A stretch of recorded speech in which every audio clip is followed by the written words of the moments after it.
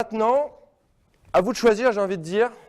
Bon, il y a une approche qui est plus pour les enfants, hein, je pense à ma fille qui est là, Manon, qui est une approche qui est plus, puis Romane aussi, bien sûr, ma chérie, je t'oubliais, une approche qui est plus imagée, qui est plus quelque chose qu'on connaît bien.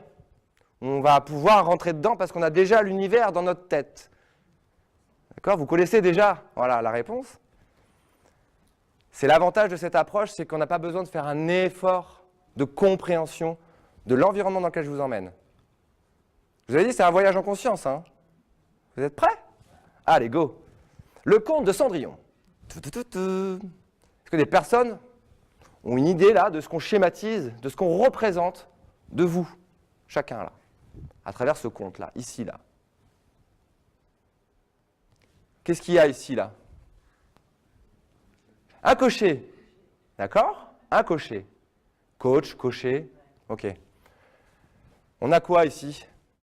On a des chevaux. C'est quoi le mot qui vous vient quand je vous dis un cheval, l'animal? La force, l'énergie, la liberté? Les émotions. Les émotions. Un cheval, c'est une émotion pure. C'est-à-dire qu'il va vous voir arriver et en fonction de comment vous êtes, il va s'adapter parce qu'il est dans l'émotion pure. Donc les chevaux représentent les émotions. Voilà. Le carrosse, que représente-t-il? L'environnement, alors l'environnement c'est plutôt les arbres et les oiseaux, mais c'est une excellente...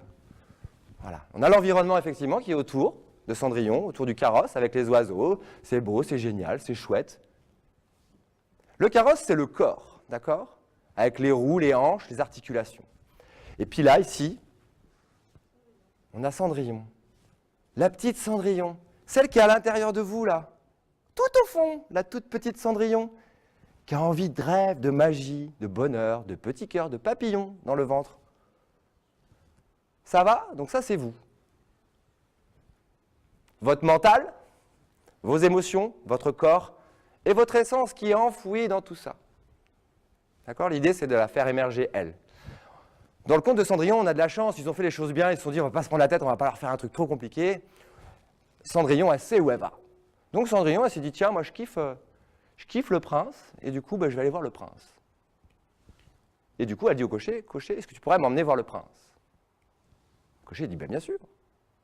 Allez, on est parti. Comme le mental est bien calé, il peut gérer les émotions. Il peut être en lien avec les émotions, puisqu'il passe par Cendrillon. Et Cendrillon va jusqu'au château du prince et voit le prince, et ils se marient, ils ont des bébés, etc. Et ça continue comme ça, sur des générations, des générations. Mais c'est un conte. Si on change le conte, effectivement, et si Cendrillon, on imagine qu'à un moment donné, elle est poussée dans son carrosse, parce que on se dit que c'est le moment qu'elle sorte de la maison, donc on va la mettre dans le carrosse. Et Cendrillon, elle sera dans le carrosse, mais je vais où, quoi? Parce que là, j'étais bien chez papa et maman, j'étais confortable. Et là, il faut que j'aille dans la vie réelle. Donc je ne sais pas. Donc le cocher va prendre la décision à sa place. Le mental va venir en disant, attends, moi, par rapport à ce que tu as vécu, je vais t'emmener là et là et là. Cendrillon, elle va y aller, mais elle va découvrir, mais à un moment donné, elle va se lasser. Elle ne va pas comprendre que ça ne lui correspond pas. Donc elle va commencer à douter, etc. Et ses émotions vont commencer à s'affoler. Et on a l'inverse, si Cendrillon, effectivement, elle a un mental qui est un peu flouté, qui n'est pas bien, où les pensées sont noires, où les pensées ne sont pas claires, c'est les émotions qui vont la diriger. Et c'est les chevaux qui vont prendre en main le carrosse. Et les chevaux, eux, ils ne savent pas que c'est une route, ils ne savent pas que là, il y a des trous, ils ne savent pas. Eux, ce qu'ils ont envie, c'est de liberté et de vivre à fond. Donc, ils vont emmener le carrosse un peu partout, dans des chemins un peu cabossés, et le corps va commencer à souffrir. D'accord? Pour résumer, un schéma où il y a le mental, le corps, les émotions qui s'entrecroisent, qui sont autour de vous, et votre essence, votre petit enfant intérieur, ou votre enfant intérieur, parce que voilà, il est ici. Mais il est caché, il est flouté par tout ça. Vous voyez, c'est flou, la couleur, elle n'est pas claire. Donc il va falloir déflouter. Pour déflouter, il va falloir travailler sur ces trois axes-là, pour retrouver ce qu'on est ici. Il va falloir que je travaille sur mon mental, il va falloir que je travaille sur mes émotions, il va falloir que je travaille sur mon corps. Premier alignement, en fait, global. Et une fois que tout ça se sera fait, ici, ce sera beaucoup plus clair. Je saurai qui je suis et je pourrai ensuite renvoyer les informations et dire au mental et aux émotions, là où j'ai envie d'aller. Et du coup, on travaille tous ensemble. Parce que si on travaille pas tous ensemble, qu'est-ce qui se passe? Ben, on se cloisonne, d'accord? Et puis on se fatigue, et puis on s'use, et puis on est en compétition. Le mental contre les émotions. Mais non, mais pourquoi tu es triste? Il n'y a pas de raison, mais qu'est-ce que tu fais? Ben ouais, mais je suis triste, mais quoi? Etc. Donc, il faut bosser ensemble. Travail sur l'alignement, c'est ça. C'est de remettre de la cohérence, de la cohésion à l'intérieur de vous, pour que ce soit cohérent et en cohésion à l'extérieur de vous. Ça part de là.